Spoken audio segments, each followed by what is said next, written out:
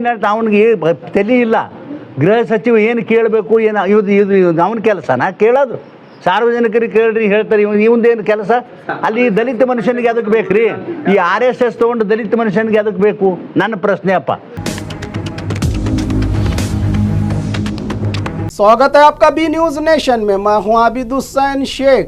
RSS और बीजापुर के सांसद को SM पाटिल गनिहार का करारा जवाब। आरएसएस पर तेज हमला। कांग्रेसी नेता ने मोहन भागवत और बीजेपी को दी खुली चेतावनी। रजिस्ट्रेशन और अकाउंटेबिलिटी पर उठाए सवाल। कर्नाटका में आरएसएस के रजिस्ट्रेशन और अकाउंटेबिलिटी को लेकर राजनीतिक गर्माहट बढ़ गई है। होम मिनिस्टर प्रियंक खरगे के बयान पर एक आज प्रेस कॉन्फ्रेंस के दौरान बीजापुर के Congress spokesperson SM Patil Ganihar ने RSS और बीजेपी पर निशाना साधते हुए खासकर बीजापुर के बीजेपी सांसद रमेश जिगजंगी के प्रियंक खरगे पर दिए दलित नेता को RSS पर बात करने की क्या जरूरत वाले सवाल पर भड़के SM पाटिल गनिहार ने RSS को अपनी रजिस्ट्रेशन और कामकाज की पूरी जानकारी जनता के सामने रखनी चाहिए का सवाल उठाया। उन्होंने बीजेपी नेताओं को चैलेंज देते हुए कहा कि मदरसों पर सवाल उठाने से पहले RSS से जुड़े विवादों और पुराने बम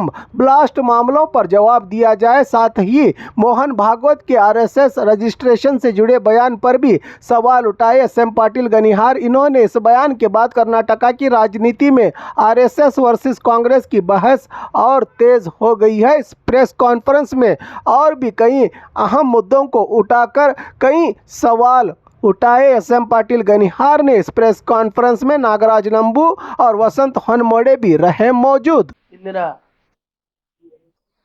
ದಿನಗಳಲ್ಲಿ ಬಹುಚರ್ಚಿತ ವಿಷಯ RSS ನೋಂದಣಿ ಕುರಿತು ಮತ್ತು ಅದರ ಅಕೌಂಟಬಿಲಿಟಿ ವ್ಯವಹಾರದ ಕುರಿತು ಪ್ರಿಯಾಂಕಾ ಖರ್ಗೆ ಅವರು, ನಮ್ಮ ಕರ್ನಾಟಕ ಸರ್ಕಾರದ ಗೃಹ ಸಚಿವರಾದ ಪ್ರಿಯಾಂಕಾ ಖರ್ಗೆ ಅವರು RSS ಮುಖ್ಯಸ್ಥರಿಗೆ ಕೇಳಿದ್ದಾರೆ. RSS ಮುಖ್ಯಸ್ಥರಾದಂತಹ ಶ್ರೀ ಮೋಹನ್ ಭಾಗವತ್ ಅವರು, ನಾವು ನೋಂದಣಿ ಮಾಡಿಸುವುದಿಲ್ಲ,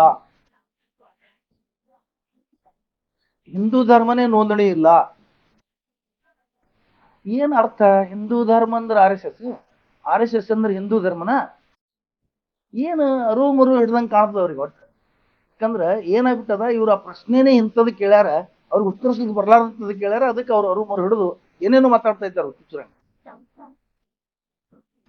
RSS ಸಂಘಟನೆ ಬಗ್ಗೆ ಹೇಳುವುದಂದ್ರೆ, ಅವರು ಹೊರಗಡೆ ಹೇಳುವುದೇನು, ರಾಷ್ಟ್ರೀಯ ಸ್ವಯಂ ಸೇವಕ ಸಂಘ, ಇದು ರಾಷ್ಟ್ರ ಪ್ರೇಮ ಸಂಘ, ರಾಷ್ಟ್ರ ಉದ್ಧಾರ ಮಾಡುವ ಸಂಘ. ರಾಷ್ಟ್ರ ಉದ್ಧಾರ ಮಾಡುವ ಸಂಘಗಳು ಚಟುವಟಿಕೆ ಏನಿದೆ ದೇಶದಲ್ಲಿ ಇವತ್ತು ನಿಮ್ಮಿಂದಿಗೆ ಬಿಚ್ಚಿ ಹೇಳ್ಬೇಕಂದ್ರ,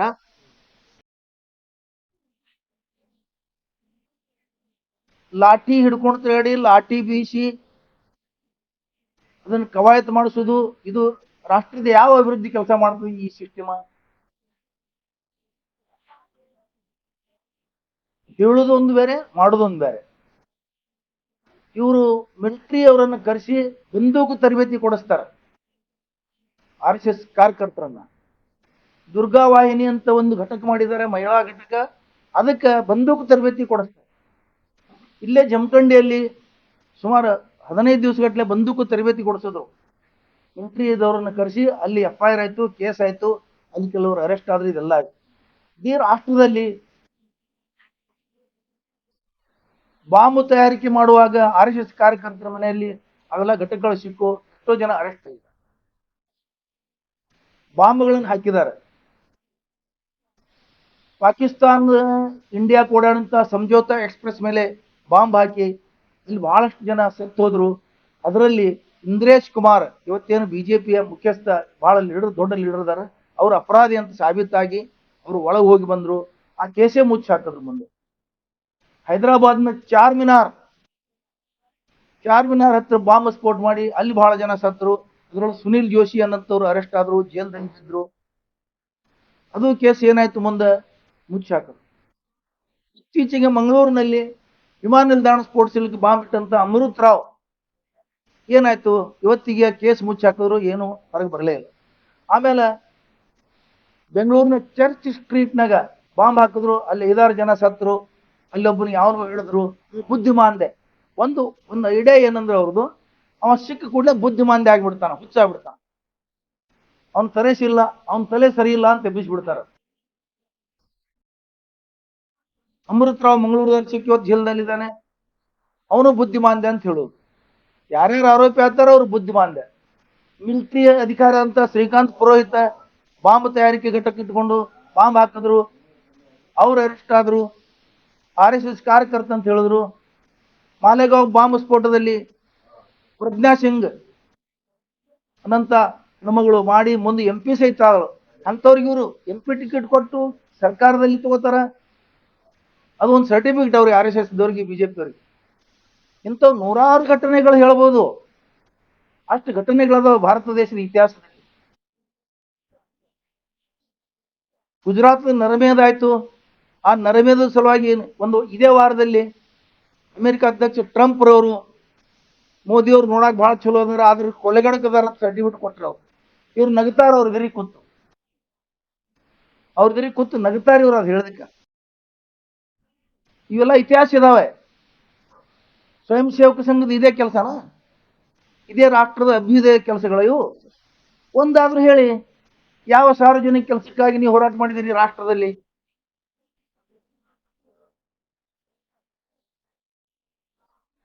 ಸ್ವಯಂ ಸೇವಕ ಸಂಘ ಅಂದ್ರೆ ಅವರು ಸ್ವಯಂ ಅಭಿವೃದ್ಧಿ ಆಗ್ಬೇಕು, ಅವರಿಗೆ ಸಂಘದವ್ರಿಗೆ.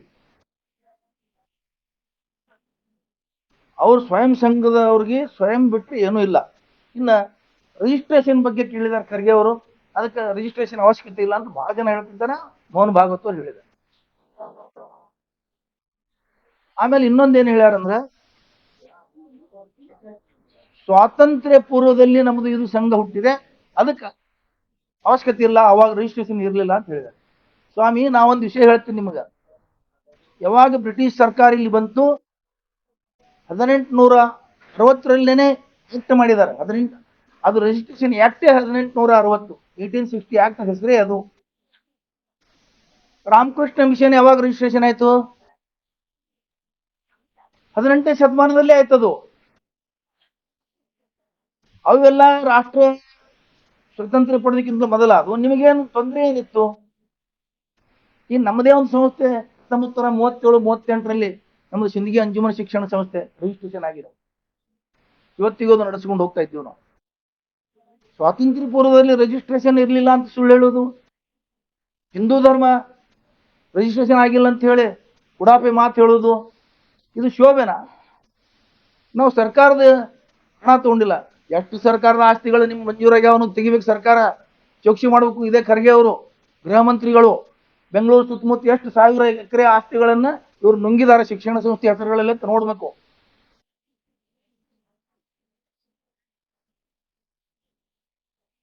ಸರ್ಕಾರದ ಆಸ್ತಿ ತಗೊಂಡಿಲ್ಲ ಅಂದ್ರೆ, ಸರ್ಕಾರದ ಹಣ ತಗೊಂಡಿಲ್ಲ. 55 ಕೋಟಿ ರೂಪಾಯಿ ಇವತ್ತು ಕ್ಲಿಯರ್ ಆಗಿದೆ. 55 ಕೋಟಿ ರೂಪಾಯಿ ಅವರು ಸಂರಕ್ಷಣೆ ಖರ್ಚು ಮಾಡ್ತಾ ಇದ್ದಾರೆ, ಸೆಕ್ಯೂರಿಟಿಗೆ. ನೀವೇ ಸಂರಕ್ಷಣೆ, ಸ್ವಯಂ ಸೇವಕರು, ಸ್ವಯಂ ಸಂಘ, ನೀವೇ ಸಂರಕ್ಷಣೆ ಕೊಡೋರು, ನೀವೇ ಬಂದೂಕು ಹಾರಿಸೋರು, ನೀವೇ ಬಾಂಬ್ ಇಟ್ಕೊಳ್ಳೋರು, ನಿಮಗೆ ಸಂರಕ್ಷಣೆನಾ? 68,000 ಶಾಖೆಗಳು, ಲಕ್ಷಾಂತರ ಕಾರ್ಯಕರ್ತರು, ನಿಮ್ಗೆ ಸಂರಕ್ಷಣೆ ಇಲ್ವಾ? ನೀವು ಸರ್ಕಾರದಿಂದ ಮತ್ತೆ Z+ ಸಂರಕ್ಷಣೆ ಬೇಕು ನಿಮಗೆ? ಎಂತ ನಾಚಿಕೆಯ ವಿಷಯಗಳು ಇವೆಲ್ಲ. ಮತ್ತೆ ಇದಕ್ಕೆ ಪರ ವಿರೋಧ, ಸುಪ್ರೀಂ ಕೋರ್ಟ್ ನ್ಯಾಯವಾದಿಗಳು, ಹೈಕೋರ್ಟ್ ನ್ಯಾಯವಾದಿಗಳು, ಎಂತ ಮಾನಗೇಡಿ ಕೆಲಸಗಳು ಇವು ಅಂದ್ರೆ ಮಾತಾಡ್ತಾರೆ ಅಂತ ಹೇಳಿದ್ರೆ, ಒಬ್ಬರು ಹೇಳ್ತಾನೆ ಅದು ಅವಶ್ಯಕತೆ ಇಲ್ಲ. ನ್ಯಾಯಾಲಯಗಳು ಹೇಳ್ತಾ ಇದ್ದಾವೆ, ಸಂತೋಷ್ ಹೆಗಡೆ ಅಂತವ್ರು ನೋಂದಣಿ ಅವಶ್ಯಕತೆ ಇಲ್ಲ ಅಂತ ಹೇಳಿದ್ದಾರೆ ಇವರು ಸುಪ್ರೀಂ ಕೋರ್ಟ್ ಮಾಜಿ ಜಡ್ಜ್. ನಮ್ಗೆ ನಾಚಿಕೆ ಬರ್ತಾ ಇದೆ ಹೇಳಕ್, ನಮಗೆ ನಾಚಿಕೆ ಬರ್ತಾ ಇದೆ ಈ ಮಾತು ಹೇಳಕ್. ಸುಪ್ರೀಂ ಕೋರ್ಟ್ ಜಡ್ಜ್ ಇವರು ಒಳ್ಳೆ ಜಡ್ಜ್ ಅನಿಸ್ಕೊಂಡವರು, ಲೋಕಾಯುಕ್ತ ಇದ್ದವರು. RSS ನೋಂದಣಿ ಅವಶ್ಯಕತೆ ಇಲ್ಲ. ಎದ್ರ ಏನು ಅವಶ್ಯಕತೆ ಇದೆ? ಹಂಗಾರೆ ಹವಾಲಾದವ್ರಿಗೆ ಯಾಕೆ ನೋಂದಣಿ ಮಾಡ್ತೀರಿ? ಅವ್ರಿಗೆ ಯಾಕೆ ರೆಸ್ಟ್ ಮಾಡ್ತೀರಿ? ED, BT, IT ಯಾಕೆ ಬಿಡ್ತಾ ಇದ್ದೀರಿ? ಲೆಕ್ಕಕ್ಕೆ ಮತ್ತೆ ಕೇಳಬಾರ್ದು ಅಂದ್ರೆ ನಿಮ್ಗೆ ಕೇಳಬಾರ್ದು, ಅವ್ರಿಗೂ ಕೇಳಬಾರ್ದು. ಮೋಹನ್ ಭಾಗವತ್ ಅವ್ರು ಹೇಳ್ತಾರೆ, ನಿಮಗೆ ವಿನಾಯಿತಿ ಇದೆ. ವಿನಾಯಿತಿ ಯಾರಿಗಿರ್ತದೆ? ಅಶಕ್ತರು ಕೂಡಿ ಮಾಡಿದಂತ ಸಂಘಗಳಿಗೆ, ಪ್ರಬಲರು ಸಬಲರು ಕೂಡಿ ಮಾಡಿದಂತ ಸಂಘ ಸಂಸ್ಥೆಗಳಿಗೆ ರಿಯಾಯಿತಿ ಇರುವುದಿಲ್ಲ. ರಿಯಾಯಿತಿ ಕೆಳಗೆ ನೀವು ನುಸುಳುಕೊಳಕ್ ಹೋಗಬೇಡಿ. 400 ಕೋಟಿ ರೂಪಾಯಿ ಖರ್ಚು ಮಾಡಿ ದೆಹಲಿಯಲ್ಲಿ ಭವನ ಕಟ್ಟಿದ್ದೀರಿ. ಇದು ಯಾರ ಹೆಸರುಗಳಿದೆ? ಹಂಗಂದ್ರೆ ನೋಂದಣಿ ಇಲ್ಲ ಅಂದ್ರೆ ಯಾರ ಹೆಸರುಗಳಿದೆ? ಬೇಕಲ್ಲ, ಹೆಸರು ಬೇಕಲ್ಲ. ಅದಕ್ಕೊಂದು ನೋಂದಣಿನೇ ಇಲ್ಲ ಅಂದ್ರೆ ನಿಮ್ದು ಹೆಸರು ಬೇಕಲ್ಲ. ಯಾರು ವ್ಯಕ್ತಿಗಳ? ಹಂಗಾರೆ ನಿಮ್ ಖಾಸಗಿ ಆಸ್ತಿಗಳ? 100 ವರ್ಷದಲ್ಲಿ ಕೇವಲ 6 ಜನ ಸರಸಂಘ ಸಂಚಾಲಕರಾಗಿದ್ದಾರೆ. ಅವರೆಲ್ಲ ಮೇಲ್ವರ್ಗದ ಜನ, ಎಲ್ಲ ಅವ್ರ ಹೆಸರಲ್ಲೇ ಇದಾವ ಆಸ್ತಿಗಳು. ದೇಣಿಗೆ ಕೊಡ್ತಾರೆ, ದಾನ ಕೊಡ್ತಾರೆ ಅಂದ್ರೆ ಅದಕ್ಕೂ ಲೆಕ್ಕ ಕೊಡ್ಬೇಕು. ಈ ದೇಶದಲ್ಲಿ ಇರೋರು ಅದಕ್ಕೂ ಲೆಕ್ಕ ಕೊಡಬೇಕು, ಅದಕ್ಕೂ ಕಾಗದ ಪತ್ರ ಕೊಡಬೇಕು. ನೀವು ಎಸ್ ಮಾಡಿ ಕಾಗದ ಪತ್ರ ಕೇಳ್ತಾ ಇದ್ದೀರಿ ಜನರಿಗೆ. ಇದು ಯಾವ ಕಾನೂನು? ನೀವು 2002ರಲ್ಲಿ ಮತ ಹಾಕಿದ್ರಲ್ಲಿ ಕೊಡಿ, 2002ರಲ್ಲಿ ಕೊಡಿ, ನಿಮ್ಮ ಜನದ ದಾಖಲೆ ಕೊಡಿ. ನಿಮ್ಮ ಹತ್ರ ದಾಖಲೆ ಇಲ್ಲ. ಮೊದಲ ನೀವು ದಾಖಲೆ ಇಲ್ಲದೆ ಇದ್ದೀರಿ ಇವತ್ತು ಈ ದೇಶದಲ್ಲಿ. ನೀವು ಇನ್ನೊಬ್ಬರಿಗೆ ದಾಖಲೆಗಳು ಕೇಳ್ತಾ ಇದ್ದೀರಿ.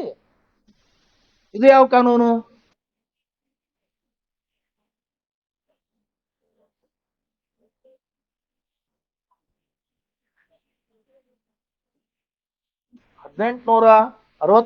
ಇಸ್ವಿಯ 1860 ಆಕ್ಟ್ ಪ್ರಕಾರ 6 ಜನರಿಗಿಂತಲೂ ಹೆಚ್ಚಿಗೆ 7 ಜನ ಸೇರಿದ್ರೆ ಒಂದು ಸಂಘ ಆಗ್ತದೆ. ಆ ಸಂಘ ನೋಂದಣಿ ಆಗ್ಬೇಕಂತ ಕಾನೂನು ಇದೆ ಈ ಭಾರತದಲ್ಲಿ. ಸಂವಿಧಾನದಲ್ಲಿ ಬರೆದಿಲ್ಲ. ಸಂವಿಧಾನ ಇದೆ, ಎಲ್ಲ ಬರೆಯಕ್ಕಾಗಲ್ಲ ಸಂವಿಧಾನದಲ್ಲಿ. ಅವರು ಕಾನೂನು ರಚನೆ ಮಾಡಿದ್ಮೇಲೆ ಕಾನೂನು ಪ್ರಕಾರ ನಡೀಬೇಕಾಗ್ತದೆ. ಸಂವಿಧಾನ ನಿಂತರೆ ಕಾನೂನು ಮಾಡಿದ್ದಾರೆ, ಸಂವಿಧಾನದ ಪ್ರಕಾರ ಕಾನೂನು ಆಗ್ತದೆ, ಕಾನೂನು ಪ್ರಕಾರ ದೇಶ ನಡೀತದೆ. ಸಂವಿಧಾನದಲ್ಲಿ ಇಲ್ಲ. ಸಂವಿಧಾನನೂ ಸರಿಯಾಗಿ ಓದಿಲ್ಲ, ಕಾನೂನು ಸರಿಯಾಗಿ ಓದಿಲ್ಲ.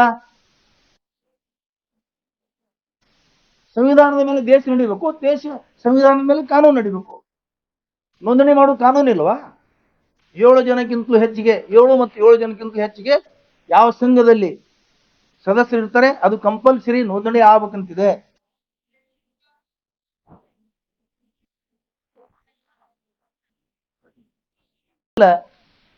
ಯಾಕೆ ನೋಂದಣಿ ಮಾಡ್ತಾ ಇಲ್ಲ ಅನ್ನೋದು ಬಹಳ ಮಹತ್ವದ ವಿಷಯ. ಅವರು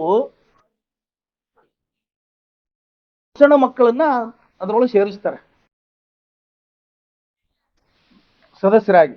ನೋಂದಣಿ ಕಾಯ್ದೆ ಪ್ರಕಾರ 18 ವರ್ಷಕ್ಕಿಂತಲೂ ಮೇಲ್ಪಟ್ಟು ಇದ್ದಾಗ ಮಾತ್ರ ಸದಸ್ಯ ಆಗಲು ಬರ್ತದೆ. ಇದು ಒಂದು ಬುಕ್ ಇದೆ, ನರಕದ ಗರ್ಭಗುಡಿಯಲ್ಲಿ. ಇದರ ಬರಹಗಾರ ಯಾರು? ಸುದೇಶ್ ಮಿನ್ನಿ, ಯಾರು ಮುಸ್ಲಿಮರಲ್ಲ. ಇದರ ಅನುವಾದಕರು PKP ಕೃಷ್ಣ. ಇದು 2016ರಿಂದ ಈ ಬುಕ್ ಮಾರ್ಕೆಟ್ದಲ್ಲಿದೆ, ಎಲ್ಲರ ಬಹಳ ಜನ ಓದಿದ್ದಾರೆ. ಈ ಬುಕ್ನಲ್ಲಿ ಸ್ಪಷ್ಟವಾಗಿ ಹೇಳ್ತಾರೆ ಅವರು 5 ರಿಂದ 6 ವರ್ಷ ನಂತರ ಹುಡುಗರಿಗೆ, 5 ರಿಂದ 6ನೇ ಹುಡುಗರಿಗೆ ಅವರು ಅದರೊಳಗೆ ಸೇರಿಸ್ಕೊಂಡು ಕವಾಯತು ಮಾಡಿ. ಇಷ್ಟು ಹುಡುಗರಿಗೆ ನಾನು ಫೋಟೋ ತೋರಿಸ್ತೀನಿ. ಅವ್ರಿಗೆ ಬಂದೂಕ್ ತರಬೇತಿ, ಡ್ರೆಸ್ ಹಾಕೋದು, ಇವೆಲ್ಲ ಯಾಕೆ ಬೇಕು? ಹಂಗಾರ ಸ್ವಯಂ ಸೇವಕ ಸಂಘದ ಕೆಲಸ ಇದು? ದೇಶದ ಅಭಿವೃದ್ಧಿಗಾಗಿ ಇದು ಕೆಲಸನಾ? ಸಣ್ಣ ಮಕ್ಕಳಿಗೆ ಅವ್ರಿಗೆ ಡ್ರೆಸ್ ತೊಡಿಸಿ ಅವ್ರ ಕೈ ಬಂದೂಕ್ ಕೊಟ್ಟು ತರಬೇತಿ ಕೊಡ್ತಾ ಇದ್ದೀರಿ. ಇದು ಯಾವ ದೇಶದ ಅಭಿವೃದ್ಧಿ ಕೆಲಸ? ಇದು ದೇಶ ಪ್ರೇಮಿ ಕೆಲಸನಾ? ಬಂದೂಕ್ ತರಬೇತಿ ಕೊಡೋದು ದೇಶ ಪ್ರೇಮನಾ? ಈ ಬುಕ್ ನಲ್ಲಿ ಸ್ಪಷ್ಟವಾಗಿ ಹೇಳ್ತಾರೆ ಅವರು. ನನಗೆ ತಗೊಂಡು ಹೋದ್ರು. ನಾನು 25 ವರ್ಷಗಳ ಕಾಲ ಈ ದೇಶದಲ್ಲಿ ಎಲ್ಲ ಸುತ್ತಾಡಿ ಪ್ರಚಾರಕನಾಗಿ ಕೆಲಸ ಮಾಡಿ ನಾನು ಅದರಿಂದ ಹೊರಗೆ ಬಂದಿದ್ದೇನೆ. ಅದ್ರ ಹೆಸರೇ ನರಕದ ಗರ್ಭಗುಡಿಯಲ್ಲಿ. ಒಂದು ಸಲ ಅಲ್ಲಿ ಒಳಗೆ ಹೋದ್ರ ಅವನು ಹೊರ ಜಗತ್ತಿನ ಅಥವಾ ಹೊರಗಿನ ವಿಷಯಗಳು ಅವ್ನಿಗೆ ಗೊತ್ತೇ ಆಗ್ಲಾರ್ದಂಗೆ ಅಲ್ಲಿ ಬ್ರೈನ್ ಇದು ಮಾಡ್ತಾರೆ.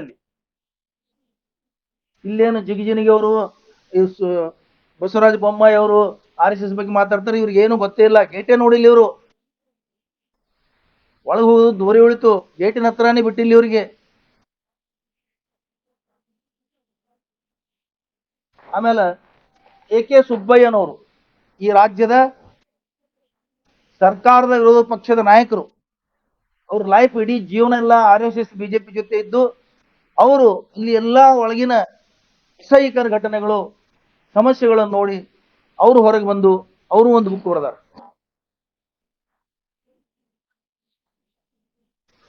1988ರಿಂದ ಈ ಬುಕ್ RSS ಅಂತರಂಗ. ಆಮೇಲೆ ದೇವನೂರು ಮಹಾದೇವ್ ಅವರು RSS ಆಳ ಮತ್ತು ಅಗಲ ಅಂತ ಬರೆದರು. ಅದು ಇತ್ತೀಚೆಗೆ ಇವು ಸುಳ್ಳಿದ್ದು ಅಂದ್ರೆ ನೀವು ಬ್ಯಾನ್ ಮಾಡಿಸ್ಬೇಕಾಗಿತ್ತಲ್ಲ, ಕೋರ್ಟ್ಗೆ ಹೋಗ್ಬೇಕಾಗಿತ್ತಲ್ಲ. ಇವು ಚಾಲೆಂಜ್ ಮಾಡಿಲ್ಲಲ್ಲ ನೀವು. ಇವ್ರ ಲೇಖನಗಳು ಚಾಲೆಂಜ್ ಮಾಡಬೇಕಾಗಿತ್ತು. RSS ದವರು ಯಾರು ಸತ್ಯ ಹೇಳ್ತಾರ ಅದು ಸತ್ಯ ಹೊರಗೆ ತರ್ತಾರ, ಅವ್ರಿಗೆ ಕೆಣಕಲು ತಯಾರಿಲ್ಲ ಅವ್ರು. ಯಾಕಂದ್ರೆ ಮತ್ತೆ ಇನ್ನೂ ಸತ್ಯ ಹೊರಗೆ ಬಿಡುತ್ತಂತ ಹೇಳಿ ಅವ್ರ ಕೆಲಸನೇ ಅದೇ. ಆಮೇಲೆ ಈ ವಾರದಲ್ಲಿ 3-4 ದಿವಸದ ಹಿಂದೆ ಜಿಗಜಿಣಗಿ ಅವರು ಪ್ರಿಯಾಂಕಾ ಖರ್ಗೆ ಅವರನ್ನು ಉದ್ದೇಶಿಸಿ RSS ಯಾಕೆ ಕಣಕ್ತನಪ್ಪ, ದಲಿತ ಆಗಿ RSS ಪ್ರಶ್ನೆ ಮಾಡಬಾರ್ದು. ನೀವು 40 ವರ್ಷಗಳ ಕಾಲ ಸಚಿವರಾಗಿ, ಶಾಸಕರಾಗಿ, ಸಂಸದರಾಗಿ ನಿಮ್ಮ ಉದ್ದೇಶ ಏನಂದ್ರೆ ದಲಿತರಾಗೇ ಇರಬೇಕು. ಡಾಕ್ಟರ್ ಬಾಬಾ ಸಾಹೇಬ್ ಅಂಬೇಡ್ಕರ್ ಅವರು ದಲಿತರು ಮುಖ್ಯವಾಹಿನಿಯಲ್ಲಿ ಬರಲಿ, ಮುಖ್ಯ ಪ್ರವಾಹದಲ್ಲಿ ಇರಲಿ ಅಂತ ಹೇಳ್ಕೊಂಡು ಮೀಸಲಾತಿ ಕೊಟ್ಟಿದಾರ. ಆ ಮೀಸಲಾತಿ ಮೇಲೆ ನೀವು MP MLA ಮಂತ್ರಿ ಆಗಿದ್ದೀರಿ. ನಿಮ್ಮ ಅರಿವಿಗೆ ಬರುದಿಲ್ವಾ ದಲಿತರು ಮೇಲೆ ಬರ್ಲಪ್ಪ ಅಂತ ಹೇಳಿ? ನಿಮಗೆ ಆ ಉದ್ದೇಶ ಇಲ್ಲ. ಅದನ್ನು ಪ್ರಿಯಾಂಕಾ ಖರ್ಗೆ ಅವ್ರಿಗೆ ಹೆದರಿಸಿಬಿಡು, ಈ ದಲಿತರು RSS ಮುಟ್ಟದ್ರು ಉಳಿದಿಲ್ಲ. ಬಹಳ ಕರೆಕ್ಟ್ ಹೇಳಿದಾರ, ಬಹಳ ಕರೆಕ್ಟ್ ಹೇಳಿದಾರ. ಯಾಕಂತ ಕೇಳಿದ್ರ ಅವ್ರ ಮಾತನ್ನು ನಾನು ಸಹಮತ ವ್ಯಕ್ತಪಡಿಸ್ತೀನಿ. ಅದಕ್ಕೆ ಯಾಕಂತ ಕೇಳಿದ್ರ ನಿಜ ಅದ. ಮಹಾರಾಷ್ಟ್ರದಲ್ಲಿ ಸಾಹಿತಿ ದಾಬೋಲ್ಕರ್ ಕೊಲೆ ಆಯ್ತು, ಪನ್ಸಾರಿ ಅವ್ರ ಕೊಲೆ ಆಯ್ತು. ಇವರೆಲ್ಲ RSS ಕೆಣಕದವ್ರೆ. MM ಕಲಬುರ್ಗಿ ಕೊಲೆ ಆಯ್ತು, ಡಾಕ್ಟರ್ MM ಕಲಬುರ್ಗಿ ಅವ್ರದ್ದು. ಗೌರಿ ಲಂಕೇಶ್ ಅವ್ರ ಕೊಲೆ ಆಯ್ತು. ಇವರೆಲ್ಲ RSS ಕೆಣಕದವ್ರೆ. ಅದಕ್ಕೆ ನಿನಗೂ ಹೊಡಿತಾರ, ನಿನಗೂ ಕೊಲ್ತಾರಪ್ಪ, RSS ಸಂಸ್ಕೃತಿ ಅದೇ ಅದ ಅಂತ ಹೇಳ್ದಂಗ ಅವರು. ಅದಕ್ಕೆ ಎಚ್ಚರಿಕೆ ಹೇಳಿದಾರ ಅವರು. ಒಬ್ಬ ದಲಿತ ಮನುಷ್ಯ, ದಲಿತ ಮಂತ್ರಿಗೆ ಏನ್ರ ಆಗಬಾರ್ದು ಅಂತ ಎಚ್ಚರಿಕೆ ಹೇಳಿದಾರ. RSS ಸಂಸ್ಕೃತಿಯನ್ನ ಜಿಗಜಿಣಗಿ ಅವರು ಬಿಚ್ಚಿಟ್ಟಿದ್ದಾರೆ. ಅದನ್ನ ನಾನು ಜಿಗಜಿಣಗಿ ಅವರು ಹೇಳಿದ್ದು ಒಪ್ತೀನಿ. ಯಾಕಂದ್ರೆ ಇದ್ದಂಗೆ ಹೇಳ್ಯಾರ ಅವರು. ಬಹಳ ಮುಗ್ಧ ರಾಜಕಾರಣಿ ಅವರು. ಅದಕ್ಕೆ ಅವ್ರು ಇದ್ದಂಗೆ ಹೇಳ್ಯಾರ. ನಾವು ಅವ್ರ ಮಾತಿಗೆ ಸಹಮತ ವ್ಯಕ್ತಪಡಿಸ್ತೀವಿ.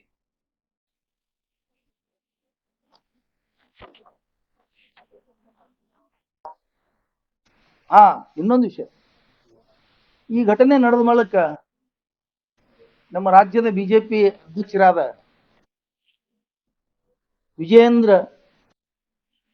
BY ವಿಜೇಂದ್ರ ಅವರು, ನೀವು RSS ಕೇಳ್ತೀರಿ, ಪ್ರಶ್ನೆ ಮಾಡ್ತೀರಿ, ಮದರ್ಸಗಳಿಗೆ ಏನು ಪ್ರಶ್ನೆ ಮಾಡಲ್ಲ, ಮದರ್ಸಗಳಲ್ಲಿ ಏನ್ ನಡೀತದ? ವಿಜೇಂದ್ರ ಅವರಿಗೆ ಇವತ್ತು ನಾನು ಚಾಲೆಂಜ್ ಮಾಡ್ತೀನಿ. ರಾಜ್ಯದಲ್ಲಿ ನಿಮ್ಮದು 8 ವರ್ಷ ಸರ್ಕಾರ ಇತ್ತು, ಕೇಂದ್ರದಲ್ಲಿ 12 ವರ್ಷ ಸರ್ಕಾರ ನಡೆದಿದೆ. ರಾಷ್ಟ್ರದ ಒಂದೇ ಒಂದು ಮದರ್ಸಾದಲ್ಲಿ ಇಂಥ ಚಟುವಟಿಕೆ, ಇಂಥವು ಬಾಂಬ್ ತಯಾರಿಕೆ, ಇಂಥವು ಆಯುಧಗಳು, ಬಾಂಬ್ಗಳು, ಬಂದೂಕಗಳು ಏನಾದ್ರೂ ಇದ್ದು ತೋರಿಸಿ. ನಿಮ್ಮ ಅರಿವಿಗಿಲ್ಲ, 10 ಸಲ ರೇಡ್ ಆಗಿದಾವೆ, ಅಲ್ಲಿ ಯಾವುದೂ ಚಟುವಟಿಕೆ ಇಲ್ಲ, ಪ್ರೂಫ್ ಆಗಿದೆ. ನೀವು ನಾಚಿಕೆ ಬಿಟ್ಟು ಮಾತಾಡ್ತಾ ಇದ್ದೀರಿ. ಅರ್ಥ ಮಾಡ್ಕೋಬೇಕು ನೀವು. ಎಲ್ಲಾ ಮಾಡುವುದು ನೀವು ಮಾಡೋದು, ಎಲ್ಲಾ ಮುಸ್ಲಿಮರು ತಲೆ ಕಟ್ಟುವುದು. RSS ಈ ಬುಕ್ಕದಲ್ಲಿ ಹೇಳಿದಾರ ಅವರು, ನಮ್ಮ ಸಣ್ಣವ್ರ ಲೆಕ್ಕಾಗಿ ಶಿವಾಜಿ ಮೇಲೆ ಮುಸ್ಲಿಮರು ಎತ್ತಿ ಕಟ್ಟುದು, ಮುಸ್ಲಿಮರ ಮೇಲೆ ಹಿಂದೂಗಳನ್ನ ಎತ್ತಿ ಕಟ್ಟುದು. ಈ ಬುಕ್ಕದಲ್ಲಿ ತುಂಬಾ ಅದೇ ಇದೆ. 25 ವರ್ಷಗಳ ಕಾಲ ನೋಡಿ ಬರ್ದಂತ ಬುಕ್ ಇದು. ಇಲ್ಲಿ ಅದೇ ಕಲಿಸ್ತಾರೆ ಬರೇ. ನೀವು ಬರೀ ಇದನ್ನೇ ಮಾಡ್ತಾ ಇದ್ದೀರಿ.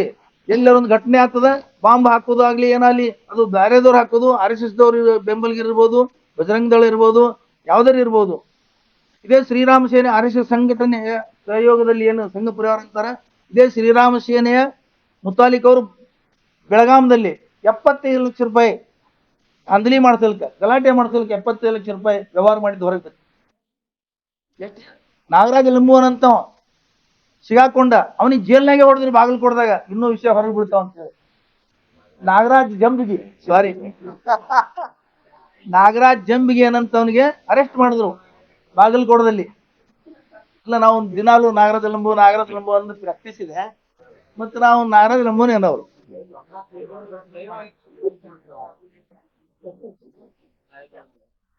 ಅದು ನಾಗರಾಜ್ ಜಂಬಿಗೆ ಏನಂತ ಅವನಿಗೆ ಅರೆಸ್ಟ್ ಮಾಡಿದ್ರು ಕೊಲೆ ಕೇಸಲ್ಲಿ.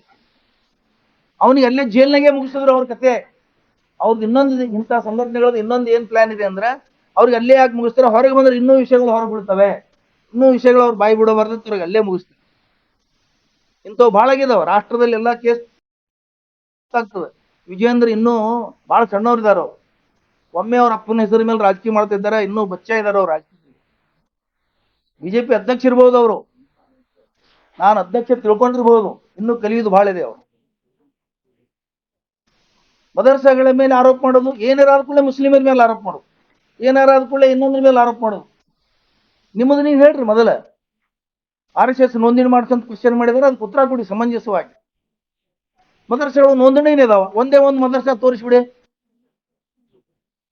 ಈ ದೇಶದಲ್ಲಿ. ನಾನು 10 ವರ್ಷದಿಂದ ಈ ಮಾತು ಹೇಳಿದ್ದೀನಿ, ಇವತ್ತು ಈ ಮಾತು ಹೇಳ್ತೇನೆ. ಏನು ಸಂಚಲನ ಮೂಡಿದೆಯಲ್ಲ, ಈ ದೇಶದಲ್ಲಿ ಸಂಚಲನ ಮೂಡಿದ ನಂತರ RSS ದವ್ರಿಗೆ ನೆಮ್ಮದಿನೇ ಇಲ್ಲಾರ್ದಂಗೆ ಆಗ್ಯಾದ.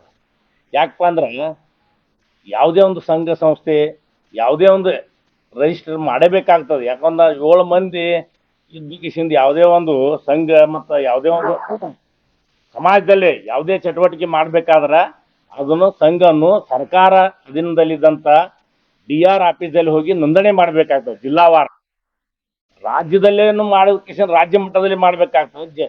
ದೇಶದಲ್ಲಿ ಮಾಡಬೇಕಾದ್ರೆ ರಾಷ್ಟ್ರದಲ್ಲಿ ಮಾಡಿಕಿಸಿಂದ ಸಂಘ ರಿಜಿಸ್ಟರ್ ಮಾಡಿ ಅದನ್ನ ಯಾವುದೇ ಒಂದು ಸಣ್ಣ ಕೆಲಸ ಮಾಡಿದ್ರೆ ಅದನ್ನ ಒಂದು ಕಾನೂನು ಚೌಕಟ್ಟಿನಲ್ಲಿ ಇರಬೇಕಾಗ್ತದೆ. ಈಗ ನಮ್ಮ ದೇಶದಲ್ಲಿ ಸರ್ಕಾರಗಳು ಹೆಂಗದಪ್ಪ ಅಂದ್ರೆ ಯಾವ ಜಿಸ್ಕಿ ಲಾಟಿ ಉಸ್ಕಿ ಬೇಸ್ ಅಂದ್ರೆ ಈಗೇನು ಯಾರು ಬಲಾಢ್ಯ ಮತ್ತು ಆತಂಕದ ಒಂದು ಏನು ಸೃಷ್ಟಿ ಮಾಡ್ತಾರಲ್ಲ, RSS ಅಂದ್ರೇನು, ಇದು ಸಮಾಜದಲ್ಲೇ ಒಂದು ಆತಂಕ ಭಯ ಹುಟ್ಟಿಸೋಂಥ ಒಂದು ಸಂಘಟನೆ. ಯಾಕಪ್ಪ ಅಂದ್ರೆ ಅಲ್ಲಿ ಲಾಠಿ ಹಿಡಿದು, ತಲವಾರ ಹಿಡಿದು, ಬಂದೂಕ ಹಿಡಿದು, ಈಗ ಎಷ್ಟೋ ಜನ ಭಯೋತ್ಪಾದಕ ಸಂಘಟನೆ ಹತ್ರ ಹೆಸರಿಗೆ ಮಾತ್ರ ಇವ್ರು ಓಪನ್ ಸಮಾಜದಲ್ಲಿನೇ ಮಾಡ್ತಾರೆ. ಇವರು ಲಾಠಿ ಹಿಡ್ಕೊಂಡು ಓಣಿ ತಿರುಗಾಡ್ದು, ಸಿಟಿಯಲ್ಲಿ ತಿರುಗಾಡ್ದು, ಭಯ ಹುಟ್ಟೋದಿಲ್ಲ ಜನರಿಗೆ. ಹೀಗಾಗಿ ಅದನ್ನ ರಿಜಿಸ್ಟ್ರೇಷನ್ ಮಾಡಿದ್ರೆ ಮುಂಚೂಣಿ ಯಾರು ಇರ್ತಾರ ಅವ್ರ ಮ್ಯಾಗೆ ಕಾನೂನು ಚೌಕಟ್ಟಿನಲ್ಲಿ ಯಾವುದೇ ಒಂದು ಘಟನೆ ಆದರೂ ಅದಕ್ಕೆ ಅವ್ರ ಮ್ಯಾಗ ಕಾನೂನು ಕ್ರಮ ತಗೋಬೇಕಾಗ್ತದೆ. ಅದಕ್ಕಂತೇಳಿ ಅದನ್ನ ಮಾಡಲ್ಲ, ಯಾರು ಮಾಡಿದ್ರಲ್ಲ ಯಾವ RSS ಅಲ್ಲವ ಈ ಥರ ಹೇಳಿ ಜಾರ್ಕೊಳ್ಳೋಂಥ ಇದು ಆಗಿದೆ. ಯಾಕಪ್ಪ RSS ದೇಶ ಪ್ರೇಮಿ ಅಂತ ಹೇಳ್ತಾರೆ. ಏನು ದೇಶ ಪ್ರೇಮಿ ಅವ್ರದ್ದು? ಒಂದು ಭಾರತ ಜೆಂಡಾಕ್ಕೆ ಬೆಲೆ ಕೊಡಂಗಿಲ್ಲ ಅಂತೂ ಒಂದು ದಿವಸ ನಾವು ನೋಡಿಲ್ಲ RSS ಸಂಘದಲ್ಲಿ. ಸಂವಿಧಾನಕ್ಕೆ ಮತ್ತು ಏನಪ್ಪ ಈ ದೇಶದಲ್ಲಿ ಸಂವಿಧಾನ ಏನಿದೆಯಲ್ಲ, ಎಲ್ಲ ಜನಾಂಗದ ಎಲ್ಲ ಧರ್ಮ RSS ಈ ದೇಶದ ಏನು ರಾಷ್ಟ್ರೀಯ ಒಂದು ಏನೋ ಒಂದು ಹೇಳ್ತಾ ಇದೆಯಲ್ಲ, ನಾವು ರಾಷ್ಟ್ರ ಅಭಿಮಾನಿಗಳು ಭಾಳ ಅಂತೇಳಿ ಸಂವಿಧಾನ ಮುಖಾಂತರ ಯಾಕೆ ಅವರು ಮಾಡ್ತಾ ಇಲ್ಲ? ಯಾಕಂದ್ರೆ ನಾಗ್ಪುರದಲ್ಲಿ ನೀವು ನಾಗ್ಪುರ RSS ಸಂಘ ಇದೆಯಲ್ಲ, ಇನ್ನೂವರೆಗೆ ಇಲ್ಲಿ ಜೆಂಡಾ ಇಲ್ಲ. ಈಗ ಎಲ್ಲ ಸಂಘ ಸಂಸ್ಥೆಗಳು ಕಂಪಲ್ಸರಿ ಭಾರತ ಜೆಂಡಾವನ್ನ ಹಾರಿಸ್ತಾರೆ. ಒಂದು ದಿವಸ ಅಲ್ಲಿ RSS ಕಚೇರಿ ಮ್ಯಾಗೆ ಜೆಂಡಾ ಹಾರಿಸೋ ಉದಾಹರಣೆ ಇದೆಯಾ? ಇಲ್ಲ. ಇವರು ಭಯವನ್ನು ಸಮಾಜದಲ್ಲಿ ಭಯವನ್ನು ಹುಟ್ಟಿಸಂತ ಸಂಘಟನೆ. ಈ ಸಂಘಟನೆ ನೋಡು, ಈಗ ಪ್ರಿಯಾಂಕ್ ಖರ್ಗೆ ಅವರು ಏನು ಒಂದು ನಿಲುವು ತಗೊಂಡಾರಲ್ಲ, ಅದು ನಮ್ಮ ಈಗ ಸಮಾನ ದೃಷ್ಟಿ ಒಳಗ ಸಮಾನತೆ ಬಯಸೋರು, ಏನು ಈ ದೇಶವನ್ನು ಉಳಿಬೇಕಂತ ಅನ್ನೋಂಥ ಜನ ಅವ್ರ ಹಿನ್ನೆಲೆ ಎಲ್ಲರೂ ಸಪೋರ್ಟ್ ಮಾಡ್ತಾರೆ. ಹೀಗಾಗಿ ಈಗ ಏನೇ ಇದ್ರು RSS ದವರು ಈಗ ಜಿಲ್ಲಾನೇ ಆಗಲಿ ರಾಜ್ಯದಲ್ಲೇ ಆಗಲಿ ಅದು ನೋಂದಣಿ ಆಗಬೇಕು. ಈಗ ಎಲ್ಲಾರು ಕರ್ತವ್ಯ ಇದೆ, ಕ್ವಶನ್ ಮಾಡ್ಬೇಕು ನೀವು. ಯಾಕಂದ್ರೆ ಈಗ RSS ಇದ್ದಲ್ಲಿ ಯಾರಪ್ಪ ಅದಾರಪ್ಪ ಗೊತ್ತದ? ಮುಂಚೂಣಿ ಒಳಗಿದ್ದವ್ರಂತಲ್ಲ ಎಲ್ಲರೂ ಬ್ರಾಹ್ಮಣರೇ ಅದಾರ. ಇವು ಶೂದ್ರ ಯಾರಾದ್ರೂ ಅನ್ನೋದು ನಿಮ್ಗೆ ಅರ್ಧ ಮಂದಿಗೆ ಗೊತ್ತಿರ್ಲಿಲ್ಲ. ಶೂದ್ರ ಅಂದ್ರೆ ಏನು ಎಲ್ಲಾರು ಏನ್ ತಿಳ್ಕೊತಾರ? ದಲಿತರಲ್ಲಪ್ಪ. ಶೂದ್ರ ಅಂದ್ರ ಲಿಂಗಾಯತ ಕಮ್ಯುನಿಟಿ, ಅತಿ ಶೂದ್ರ ಅಂದ್ರೆ ದಲಿತರು. ಹಿಂಗಾಗಿ ನೀವು ಶೂದ್ರರು ಏನದಿರಿ, ನಿಮ್ಮ ಈ ದೇಶದ ನಿಮ್ಗೆ ಈ ನಿಲುವು ಏನದ, ಈ ದೇಶದ ಏನ್ ನಿಮಗೆ ಇದು ಕೊಟ್ಟದ ಅನ್ನೋದು ನಿಮಗೆ ತಿಳ್ಕೊಬೇಕು. ಯಾಕಂದ್ರೆ ಇತಿಹಾಸವನ್ನು ಬಲ್ಲವನು ಇತಿಹಾಸ ಸೃಷ್ಟಿ ಮಾಡ್ತಾನ. ಹಂಗಾಗಿ ಪ್ರಿಯಾಂಕ್ ಅವರು ದಲಿತರಲ್ಲ, ಅವರು ಈ ದೇಶದ ಇತಿಹಾಸವನ್ನು ತಿಳ್ಕೊಂಡಾರ. ಅದಕ್ಕೆ ಒಂದು ಇತಿಹಾಸ ನಿರ್ಮಿಸ್ಲತ್ತಾರೆ. ಯಾಕಂದ್ರೆ ಕ್ವಶನ್ ಮಾಡೋ ಹಕ್ಕಿದೆ ಎಲ್ಲರಿಗೂ ಕಾನೂನು ಚೌಕಟ್ಟಿನಲ್ಲಿ ಮತ್ತು ಸಂವಿಧಾನದಲ್ಲಿ ಮಾತಾಡುವ ಹಕ್ಕಿದೆ. ಹೀಗಾಗಿ ಅವ್ರ ಕಾನೂನು ಚೌಕಟ್ಟಿನಲ್ಲಿ ಕೇಳ್ತಾ ಇದ್ದಾರೆ. ಹಿಂಗಾಗಿ ನಾವು ಎಲ್ಲರಿಗೆ ಅವ್ರಿಗೆ ಒಂದು ಸಪೋರ್ಟ್ ಇದೆ ಅಂತ ಹೇಳ್ತಾ ನನ್ನ ಮಾತನ್ನು ಮುಗಿಸ್ತೀನಿ. ಈಗ ಗಳಿದಾವೆ. ಈಗೇನು ಮೋದಿಯವರು ಮಾರಾಟ ಮಾಡಿದ್ರಲ್ಲ 12 ವರ್ಷಗಳಲ್ಲಿ, ಅವೆಲ್ಲ ನೋಂದಣಿ ಆಗಿದಾವೆ. ಸರ್ಕಾರದ ಸಂಸ್ಥೆಗಳಿದ್ರು ಸಹಿತ ಅವೆಲ್ಲ ನೋಂದಣಿ ಮಾಡಿದ್ದಾರೆ. Just like BPL, Bharat petroleum limited, IOC ಇವೆಲ್ಲ ನೋಂದಣಿ ಇದಾವೆ. ಕಾರ್ಪೊರೇಟ್ ವಲಯದಲ್ಲಿ ನೋಂದಣಿ ಆಗ್ಯಾವ. ಕಾರ್ಪೊರೇಟ್ ವಲಯದಲ್ಲಿ ಕಾರ್ಪೊರೇಷನ್, ನಿಗಮ ಮಂಡಳಿ ಎಲ್ಲ ನೋಂದಣಿ ಅದಾವ. ಸರ್ಕಾರದಿಂದ ನೋಂದಣಿ ಮಾಡ್ಲಾರ್ದು ಬಿಡುವುದಾಗಿತ್ತಲ್ಲ ಅವರು. ಅವೆಲ್ಲ ಲೆಕ್ಕಪತ್ರ ಕೊಡ್ತಾವ. ಸರ್ಕಾರೇತರ ಸಂಸ್ಥೆ NGO, ನಾನ್ ಗೌರ್ಮೆಂಟ್ ಆರ್ಗನೈಸೇಷನ್, ಗೌರ್ಮೆಂಟ್ ಆರ್ಗನೈಸೇಷನ್ಗಳೇ ಅದ್ರ ಹೆಸರು ಎಲ್ಲಿ ಆರ್ಗನೈಸೇಷನ್ ಬರ್ತದೆ ಅಲ್ಲಿ ನೋಂದಣಿ ಹಾಕು. ನಾನ್ ಗೌರ್ಮೆಂಟ್ ಆರ್ಗನೈಸೇಷನ್ ಇವೆಲ್ಲ RSS ಇರ್ಬೋದು, ಶಿಕ್ಷಣ ಸಂಸ್ಥೆ ಇರ್ಬೋದು, ಇವನ್ ಇಷ್ಟೊಂದು ಕ್ಲಬ್ಬಿಗೆ ನೋಂದಣಿ ಮಾಡಿಸ್ಬೇಕು. ಡ್ರಿಂಕ್ಸ್ ಮಾಡೋಂಥ, ಮದ್ಯಪಾನ ಮಾಡೋಂಥ ಕ್ಲಬ್ಗಳಿದಾವೆ ಕೆಲವು, ಅವಕ್ಕೂ ನೋಂದಣಿ ಮಾಡಿಸ್ಬೇಕು. ಎಲ್ಲದಕ್ಕೂ ನೋಂದಣಿ. ಹಂಗಾದ್ರೆ ನೀವು ಕೆಲವರಿಗೆ ಅರೆಸ್ಟ್ ಮಾಡ್ತಾ ಇದ್ರಿ. ಮೊನ್ನೆ ಬೆಳಗಾದ ಒಬ್ಬನಿಗೆ ಕೋಟಿಗಟ್ಟಲೆ ವ್ಯವಹಾರ ಮಾಡಿ ಅಂತ ಅರೆಸ್ಟ್ ಮಾಡಿದ್ರಿ. ಮತ್ತು ಅವ ವ್ಯವಹಾರ ಮಾಡ್ತಿದ್ನಲ್ಲ, ಅವ್ನು ದುಡ್ಡವ, ಅವ್ನಿಗೆ ಯಾಕೆ ನೀವು ಅನಧಿಕೃತ ಅಂತ ಹೇಳಿ? ಎಲ್ಲಿ ಅಧಿಕೃತ ಹೊರಡು ಬರ್ತದೆ ಅಲ್ಲಿ ನೋಂದಣಿ ಆಗ, ಎಲ್ಲಿ ನೋಂದಣಿ ಆಗೋದಿಲ್ಲ ಅದು ಅನಧಿಕೃತ. ಏನ್ ಕೇಳುದಿದ್ದು ಕೇಳಿ.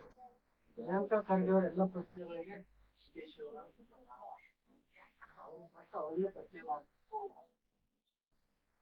ಅವರೆಲ್ಲ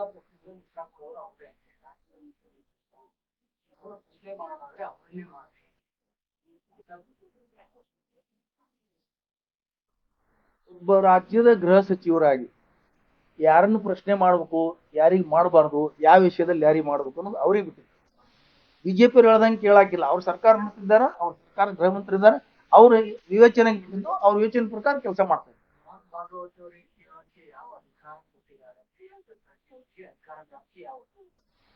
ಕಾನೂನು ವ್ಯಾಪ್ತಿಯಲ್ಲೇ ಪ್ರಶ್ನೆ ಕೇಳಿದಾರ ಅವ್ರು. ಪ್ರಶ್ನೆ ಕೇಳಬೇಕಾಗಿರೋದ ಆ ಕಾನೂನು ಬರೋದಿಲ್ಲ. ಅದು ಈಗ ಗೃಹ ಮಂತ್ರಿಗಳಾಗಿ ಮಾಡುವಂತದ್ದು ಬಹಳಷ್ಟಿದ್ದಾರೆ. ಪ್ರಶ್ನೆ ಮಾಡುವಂತ ಒಂದು ಅಧಿಕಾರ ವ್ಯಾಪ್ತಿ ಇಲ್ಲ ಅನ್ನೋದು ನಿಮ್ಮ ಪ್ರಶ್ನೆ ಸರಿ ಇದೆ. ಇಲ್ಲ ಸರಿ ಇದೆ, ಅವ್ರದ್ದೇ ವಿಷಯ ಸರಿ ಇದೆ.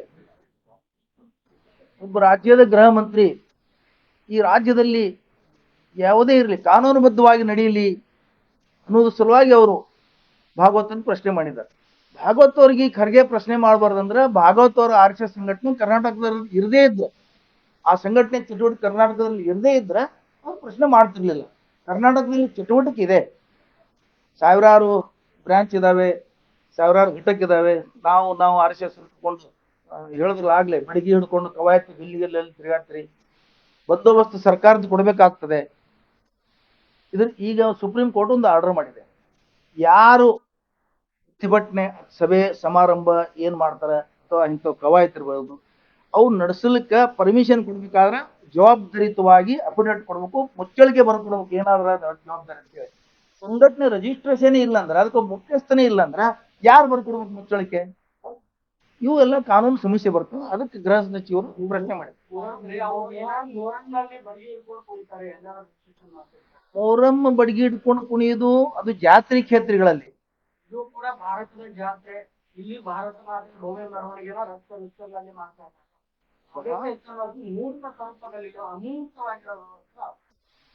ಅಮೂರ್ತ ನಡೆಯಂಗಿಲ್ಲ, ಮೂರ್ತ ಸ್ವರೂಪ ಬೇಕಿದಕ್ಕ ಸರ್ಕಾರಕ್ಕೆ. ಅಮೂರ್ತ ಅದೃಶ್ಯ ಅದು ಅಲ್ಲಿ ನಡೆಯಂಗಿಲ್ಲ. ಇದಕ್ಕೆ ಅದೃಶ್ಯ ಅಮೂರ್ತ ನಡೆಯಂಗಿಲ್ಲ, ಒಳಗೊಂದು ಹೊರಗೊಂದು ನಡೆಯಂಗಿಲ್ಲ. ಏನಿದು ಖುಲ್ಲಾ ಇರಬೇಕು ಸರ್ಕಾರದ ಮತ.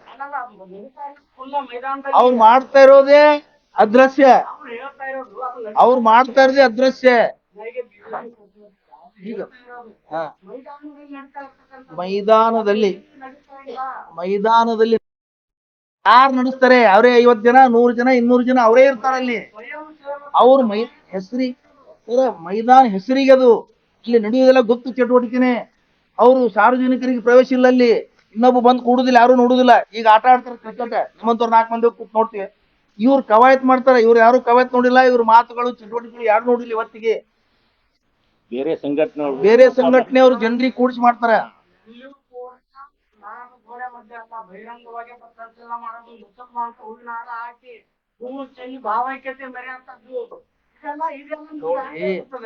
ಎಲ್ಲಾ ಕರೆಕ್ಟ್. ಯಾರು ಬ್ಯಾಡ್ನಾರ ಅಲ್ರಿ? ಹೂವು ಹಾಕ್ಲಿ, ಹೂವಿನ ಹಾರ ಹಾಕ್ಲಿ, ತುಂಬಾ ಆಯೇರಿ ಮಾಡ್ಲಿ, ನಮ್ಗೆ ಸಹಮತ ಇದೆ. ಅದಕ್ಕ ನಾ ಹೇಳೋದೇನು, ಕಾನೂನುಬದ್ಧವಾಗಿ ಮಾಡ್ಬೇಕು. ಏನ್ ಬೇಕಾದ್ ಮಾಡಕ್ ಬರ್ತದ? ಮುಸಲ್ಮಾನರು ಮಾಡ್ತಾರ ಅಂತೇಳಿ ಹಿಂದೂಗಳು ಮಾಡ್ತಾರ ಮುಸಲ್ಮಾನರು ಏನ್ ಮಾಡಕ್ ಬರಲ್ಲ. ಕಾನೂನುಬದ್ಧವಾಗಿ ಆಗ್ಬೇಕು. ಹೇಳ್ರಿ. 50 ವರ್ಷ ಅದು ಇಲ್ಲೇ ಹೋಗಿ ಕೇಳ್ಬೇಕು ಅವ್ರು. ಒಂದ್ ನಿಮಿಷ ಭಂಡಾರಿಯವ್ರಿಗೆ ಇಬ್ಬರಿಗೂ ಒಂದೇ ಉತ್ತರ. ಪ್ರಿಯಾಂಕಾ ಖರ್ಗೆ ಇವತ್ತು ಗೃಹ ಸಚಿವರು, ಅವತ್ತಿನ ಗೃಹ ಸಚಿವರು ಕೇಳ್ಬೇಕಾದ್ರೆ ನೀವು ಅಲ್ಲಿ ಹೋಗ್ಬೇಕು, ಅಲ್ಲಿ ಹೋದಾಗೆ ಕೇಳಿ. ವಲ್ಲಭಾಯ್ ಪಟೇಲ್ ಅವ್ರಿಗೆ ಕೇಳ್ಬೇಕು, ಹಿಂದೆ ಮನಮೋಹನ್ ಸಿಂಗ್ ಅವ್ರಿಗೆ ಕೇಳ್ಬೇಕು, ಹಿಂದೆ ಮನಮೋಹನ್ ಸಿಂಗ್ ಅವ್ರಿಗೆ ಕೇಳ್ಬೇಕು, ಶಿವರಾಜ್ ಪಾಟೀಲ್ ಅವ್ರಿಗೆ ಕೇಳ್ಬೇಕು, ಇಂದಿರಾ ಗಾಂಧಿ ಅವ್ರಿಗೆ ಕೇಳ್ಬೇಕು, ನೆಹರು ಅವ್ರಿಗೆ ಕೇಳ್ಬೇಕು. ಅವರು ಹೇಳ್ರಿ ಅವ್ರವ್ರು ತಮ್ಮ ಯೋಚನೆಗೆ ಬಂದಾಗ ಸರ್ಕಾರ ನಡೆಸ್ಯಾರ. ಹಿಂಗೆ ನೋಡ್ತೀವಿ ತವ ಹೇಳಕ್ ನಾವಿದ್ದೇವೆ, ನಾವಿದ್ರೆ ಕೇಳ್ತಿದ್ವಿ ಅವ್ರಿಗೆ. ಕಾನೂನು ಪ್ರಕಾರ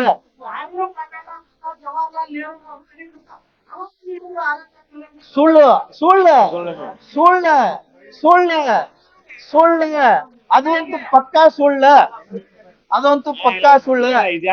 ಎಂತ ಸುಳ್ಳು ಅಂದ್ರೆ ಬದ್ಧವಾಗಿ ಮಾಡೋ ಇದು ಇಲ್ಲ ಕೆಮ್ಮುಸ್ಲಿಕ್ಕೆ ನನ್ ಇವತ್ತು ನೋಡ್ರಿ, ಇಲ್ಲಿ ಕೇಳ್ರಿ ನೋಡ್ರಿ, ನಾನು ನೀರ್ ಕುಡಿಬೇಕು, ನೀವು ನೀರ್ ಕುಡಿಬೇಕು. ನೀರ್ ಕುಡಿಲಿಕ್ಕೆ ನಕ್ ಹೆಂಗ್ ನಿಮಗೂ ನೀರ್ ಕುಡಿಸ್ತೀನ, ಏನ್ ದೊಡ್ಡದಲ್ಲ ಅದು.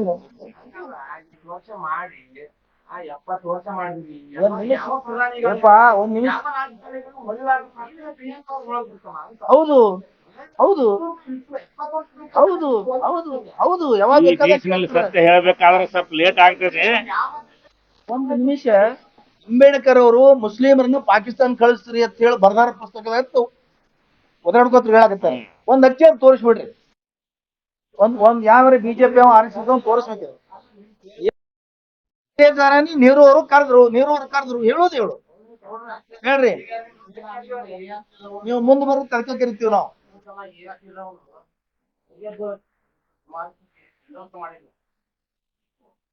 ನೋಡ್ರಿ, ಅವರು ಪವರ್ ಕೊಟ್ಟಿದಾರ, ಅವ್ರಿಗೆ ಗೃಹ ಮಂತ್ರಿ ಮಾಡಿದಾರ, ಅದಕ್ಕೆ ಅವ್ರಿಗೆ ಎಂಡಾರ್ಸ್ ಮಾಡ್ತಾರ. ಅಲ್ಲ AICC ಅವ್ರ ಯಾಕೆ ಎಂಡಾರ್ಸ್ ಮಾಡ್ತಾರ?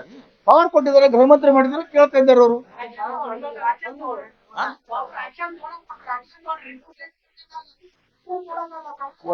ಒಂದು ವಿಷಯ ಹೇಳ್ತೀನಿ, ಒಬ್ಬ ಆರೋಪಿ ಅದಾನ, ಅವನಿಗೆ ಸುಪ್ರೀಂ ಕೋರ್ಟ್ ಆರ್ಡರ್ ಏನ್ ಮಾಡಿದ್ ಗೊತ್ತೇನು? ಅವನಿಗೆ ನೋಟಿಸ್ ಕೊಡ್ರಿ ಫಸ್ಟ್ ಅಂತ ಹೇಳಿ ಅವಾಗ ಪೊಲೀಸ್ ಹಿಡ್ಕೊಂಡು ಬರೋ ಹಾಗಿಲ್ಲ. ಕಾನೂನದ ಈ ದೇಶದಾಗ ಕಾನೂನು ಪ್ರಕಾರ ಇದೆ. ಅವರು ಮೌಖಿಕವಾಗಿ ಕೇಳಿದಾರೆ. ಈಗ ಅದೇ ಲಿಖಿತವಾಗಿ ಭಾಗವತವ್ರಿಗೆ ಪಡಿಸಿದಾರ,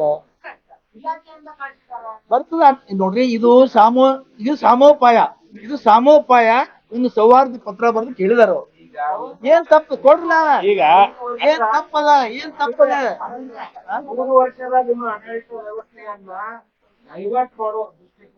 ಈ ವಿಷಯವನ್ನ ನಿಮ್ಮ ಅವ್ರ ಇರ್ಬೋದು, ಅವ್ರ ಅಭಿಪ್ರಾಯ ಅದು, ಅವ್ರ ಅಭಿಪ್ರಾಯ. ನಾವು ಸಂವಿಧಾನಬದ್ಧವಾಗಿ ಸರ್ಕಾರ ನಡೆಸೋದು ನಮ್ ಕೆಲಸ. ಅವ್ರು ನಮ್ ಗೃಹ ಮಂತ್ರಿಗಳು ಮಾಡ್ತಾ ಇದ್ದಾರೆ ಅಷ್ಟೇ. ಅವ್ರು ಬಿಜೆಪಿ ಅವ್ರು ಹೇಳದಂಗೆ ಆಡಳಿತ ನಡೆಸಲಿಕ್ಕೆ ಆಗುದಿಲ್ಲ, ಬಿಜೆಪಿ ಆಡಳಿತದಿಂದ ಕಾಂಗ್ರೆಸ್ ಹೇಳೋದಂಗೆ ಆಡಳಿತ ನಡೆಯಂಗಿಲ್ಲ. ಅವ್ರವ್ರು ನಿಮ್ಮ ಕಾನೂನುಬದ್ಧವಾಗಿ ಅವ್ರು ಯೋಚನೆ ಬಿಟ್ಟಂಗೆ ನಡೆಸ್ತಾರೆ.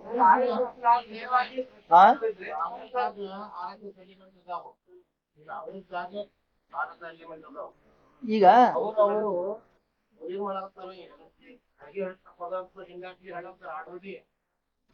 ಯಾರು ಹೇಳ್ತಾರೆ? RSS ನಾನು ರೆಕಾರ್ಡ್ ನನ್ನ ಕಡೆ ನೋಡಿ. RSS ಇದ್ದವ್ರನ್ನು ನೋಂದಣಿ ಮಾಡಿಸ್ಬೇಕು, ಇದು ತಪ್ಪದಂತ ಹೇಳ್ತಾ ಇದ್ದಾರೆ. ನಾವು ವಿಡಿಯೋ ತೋರಿಸ್ತೀನಿ, ಅದಕ್ಕೆ ವೇಳೆ ಇರುವುದಿಲ್ಲ. ಈಗ ಈಗ ಈಗ ಮೋಹನ್ ಭಾಗವತ್ ಅವ್ರಿಗೆ ರಿಕ್ವೆಸ್ಟ್ ಮಾಡಿದ್ವಿ ನಾವು, ಗೃಹ ಮಂತ್ರಿಗಳು ರಿಕ್ವೆಸ್ಟ್ ಮಾಡಿದ್ವಿ. ಅವ್ರು ಒಂದ್ ಹೇಳಿ ಕೊಡದೇ ಇದ್ರೆ ಎರಡನೇ ಹಂತಕ್ಕೆ ಏನ್ ಕ್ರಮ ತಗೋತಾರ. ತಾಕತ್ತಾಟ ದಮ್ ಇತ್ತಂದ್ರ ಈ ಎರಡು ವರ್ಷನ್ಯಾಗ ಅವ್ರು ಈ ರಾಜ್ಯದಲ್ಲಿ ಪಥ ಸಂಚಲನ ಮಾಡಿ ತೋರಿಸ್ಲಿ, ಅವ್ರ ಉತ್ತರ ಕೊಡ್ತಾರ. ಬರ್ರಿ ಭಂಡಾರಿ ಸಾಹೇಬ್, ಮುಂದೆ ಬರ್ರಿ, ಹೇಳ್ರಿ.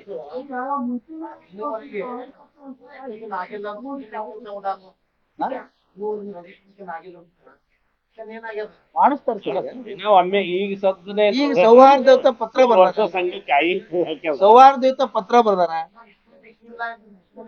ನ್ಯಾಷನಲ್ ಇಶ್ಯೂನೇ ಆಗ್ಯದ ಈಗ ಇದು.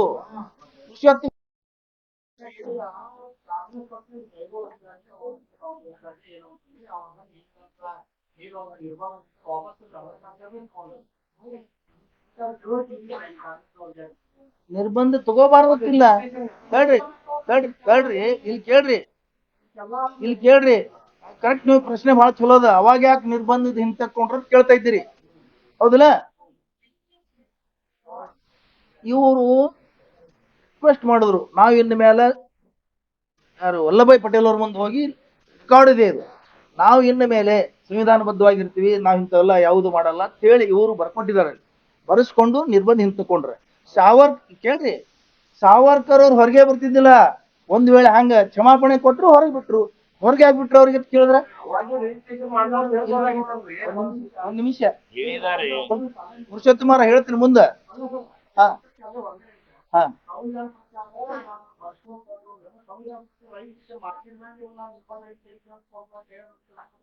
ಹೌದಾ, ಅದೇ ಆಳ್ ಹೇಳ್ದಲ್ಲ, ನೆಹರೂರ್ಗೆ ಕೇಳ್ಬೇಕು, ಯಾಕೆ ಹಂಗ ಮಾಡೋದು?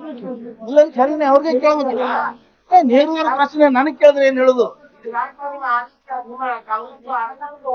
ಪುರುಷೋತ್ತಮರ ಮುಂದೆ ಅಲ್ಲಿ ಹೋಗ್ತೀವಲ್ಲ ಅಲ್ಲೇ ಕೇಳೋಣ ಎಲ್ಲಾರು.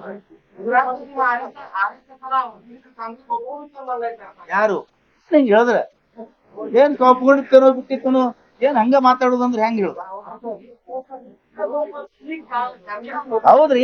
और खबरों के लिए देखते रहिए बी न्यूज नेशन।